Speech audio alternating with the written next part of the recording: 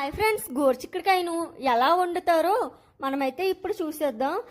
ఈ గోరుచిక్కుడు చాలా ఉపయోగాలు ఉన్నాయండి. బలమైన ఆహారం. గర్భిణీలు గోరుచిక్కుడును ఆహారంగా తీసుకుంటే గర్భస్థ శిశువు పెరుగుదలకు తోడ్పడుతుందండి.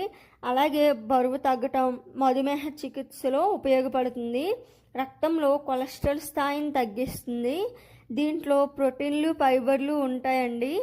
అలాగే కొవ్వు, కాల్షియం, పరస్పరసు, విటమిన్ ఏ, విటమిన్ సి పుష్కలంగా లభిస్తాయి.